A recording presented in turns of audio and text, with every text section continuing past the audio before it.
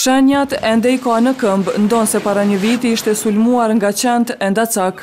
Valla ishte isha dy gishta që shtu nërmjetë me nalë gjakin s'munalje. Në fakt, plagët në këmbë nuk ishin të vetmet që këto kafsh ja kishin shkaktuar Bajram Ahmetit. Po vesh zavoj jam kon, vesh sy që e kom pasil.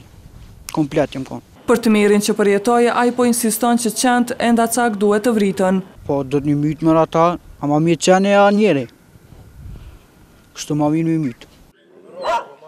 Por organizatat që mbrojnë kafshët e thonë të kundërtën. Si zgjidhje që mos të vije deri te vdekja e njerëzve nga qend, e shohin sterilizimin që ndalon shumimin e tyre dhe vaksinimin kundër tërbimit. Është shumë ma sigurt, s'paku ma sigurt se vrasa, si ti nuk mush me gjetë qenin e funit me i shfaros 200.000 qaj me 3-4 muje, as bugjet nuk i qaj, as nuk mush ma rrit. Qaj që mbjetojnë ma një sigurt ka me qenë shumë agresiv.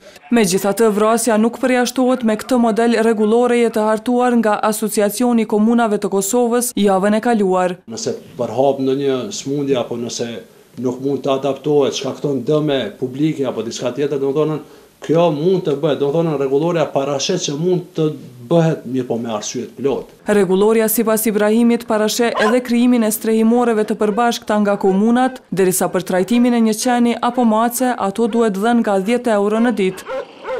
Ky dokumenti është dërguar komunave të cilat duhet ta hedhin në kuvendet e tyre për votim.